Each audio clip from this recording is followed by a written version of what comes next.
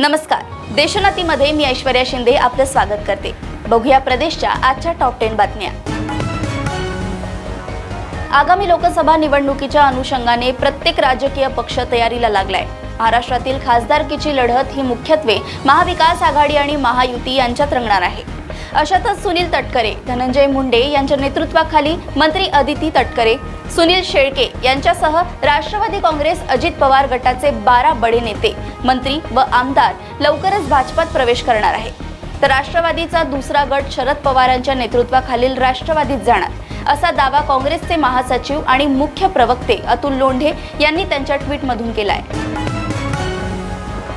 बहुप्रतीक्षित coastal road प्रकल्पातील वरळी ते मरीन ड्राईव्ह अशा एका मार्गिकेचं आज मुख्यमंत्री एकनाथ शिंदे यांच्या हस्ते उद्घाटन करण्यात आलंय। यावेळी उपमुख्यमंत्री देवेंद्र फडणवीस, अजित पवार आणि इतर मान्यवर उपस्थित होते। मुंबईकरांना कोस्टल रोडच्या या मार्गिकेवरून मंगळवारपासून प्रवास करता येणार आहे।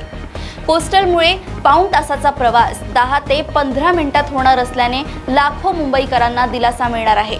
कोस्टल रोडला छत्रपती संभाजी महाराजांचं नाव देण्यात आलंय। खासदार राहुल गांधी यांच्या नेतृत्वातील काँग्रेसची भारत जोडो न्याय यात्रा मंगळवारी 12 मार्च रोजी नंदुरबारमध्ये येणार आहे। याच पार्श्वभूमीवर महाराष्ट्र काँग्रेसने राहुल गांधी यांच्या या यात्रेच्या सुरक्षेत वाढ करावी अशी मागणी केली आहे। काँग्रेसच्या वरिष्ठ नेत्यांनी महाराष्ट्राच्या पोलीस महासंचालक रश्मी शुक्ला यांची भेट घेत ही मागणी केली आहे। शरद पवार यांचे नातू व आमदार रोहित पवार यांनी आज छत्रपती संभाजीनगर येथे आजोबांना साथ देण्याचा निर्धार करत सूचक वक्तव्य केलंय। ते म्हणाले, माझ्यावर एकच कारवाई बाकी आहे आणि ती म्हणजे अटकेची, त्यामुळे मला अटक होण्याची शक्यता आहे। काहीही केलं तरी मी घाबरणार नाही। तसेच सत्ताधाऱ्यांवर निशाणा साधत ते पुढे म्हणाले की मी त्यांच्या सोबत जाईन असं वाटत असेल, मी लोकसभेत प्रचार करू नये असं त्यांना वाटतं, मात्र माझा लढा पुढे सुरू राहणार असल्याचा इशाराही आमदार रोहित पवार यांनी सत्ताधाऱ्यांना दिलाय। मी माझ्या आजोबांना सोडून जाणार नाही असं त्यांनी पुन्हा एकदा स्पष्ट केलंय। सर्वोच्च न्यायालयाने स्टेट बँकेला दणका दिलाय। निवडणूक रोख्या प्रकरणी 30 जूनपर्यंत मुदतवाढ मागणारा अर्ज सुप्रीम कोर्टाने फेटाळलाय। तसंच उद्याच्या कामकाजाचे तास संपण्यापूर्वी माहिती द्या, अन्यथा न्यायालयाचा अवमान केल्याचा ठपका देऊन कारवाई केली जाईल असा इशाराही सुप्रीम कोर्टाने दिलाय। तसंच 15 मार्च पर्यंत निवडणूक आयोगाने माहिती सादर करावी असं सुप्रीम कोर्टाने म्हटलंय। लोकसभा निवडणुकीला घेऊन महाराष्ट्रात अनेक चढउतार पाहायला मिळतात। अशातच आता येत्या 4 दिवसात भारतात लोकसभा निवडणुका जाहीर होण्याची शक्यता वर्तवण्यात येत आहे। निवडणूक रोखे प्रकरणी SBIची याचिका सुप्रीम कोर्टाने निकाली काढल्यानंतर निवडणूक आयोग 15 मार्चला निवडणुका जाहीर करण्याची शक्यता वर्तवण्यात येत आहे। पारनेरचे आमदार आणि अजित पवारांचे विश्वासू समजले जाणारे निलेश लंके यांनी त्यांची साथ सोडून शरद पवार गटामध्ये प्रवेश करण्याचा निर्णय घेतलाय। लंकेंनी घेतलेला हा निर्णय अजित पवार गटाला चांगलाच जिव्हारी लागल्याचं दिसतंय। त्यामुळेच की काय त्यांच्याकडून त्यांना भावनिक आवाहन केलं जातंय। लंके साहेब, तुमच्या खांद्यावर बंदूक ठेवली जाते, दादांची साथ सोडू नका असं आवाहन आमदार अमोल मिटकरी यांनी केलंय।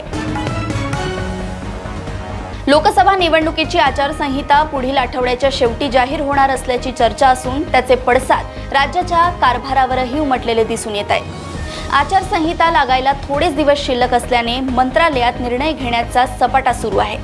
आचारसंहितेपूर्वी शासन निर्णय जारी करण्याची लगबग मंत्रालयात सुरू आहे।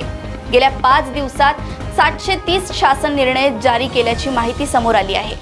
यावरून शरद पवार गटाच्या खासदार सुप्रिया सुळे यांनी राज्य सरकारवर निशाणा साधलाय। राज्य सरकारचा GR म्हणजेच गाजरांचा पाऊस आहे, लोकांना याचा फायदा होणार नाही अशी टीका सुप्रिया सुळे यांनी केली आहे। मागील काही दिवसांपासून अपघातांच्या मालिकांमुळे सतत चर्चेत येणाऱ्या समृद्धी महामार्गावर पुन्हा एक भीषण अपघात घडलाय, ज्यात एका भरधाव ट्रकने रस्त्यालगत उभ्या असलेल्या दुसऱ्या ट्रकला मागून जोरदार धडक दिली। ही धडक एवढी जोरदार होती की या धडकेनंतर ट्रकमध्ये अचानक शॉर्ट सर्किट होऊन आग लागली। या आगीमध्ये एक ट्रक जळून खाक झाला असल्याने या ट्रक आणि त्यामधील मालाचे मोठे नुकसान झाले आहे। रवींद्र वायकर हे ठाकरे गटाचे पक्षप्रमुख उद्धव ठाकरे यांचे अत्यंत विश्वासू आणि निकटवर्तीय मानले जातात, पण आता त्यांनी शिंदे गटात प्रवेश केलाय। ईडी सारख्या तपास यंत्रणांच्या दबावाला बळी पडून आणि त्यांना कंटाळून ते शिंदे गटात प्रवेश करत असल्याचं बोललं जात आहे। मागील काही दिवसांपासून वायकरांच्या मागे ईडी लागली आहे। जोगेश्वरीतील जागेवरून ईडीचा चौकशीचा ससेमिरा मागे लागलाय। जोगेश्वरीत राखीव भूखंडावर हॉटेल उभारल्याचा ठपका देखील त्यांच्यावर ठेवण्यात आलाय। अशाच प्रदेशच्या टॉप 10 बातम्या जाणून घेण्यासाठी बघत रहा देशोन्नती। आणि अजूनही तुम्ही आमच्या चॅनलला लाईक किंवा सबस्क्राईब केलं नसेल तर लगेच लाईक आणि सबस्क्राईब करा आणि बघत रहा देशोन्नती। नमस्कार। ठळक घडामोडींसाठी देशोन्नती न्यूज चॅनलला सबस्क्राईब करा आणि बेल आयकॉन प्रेस करा।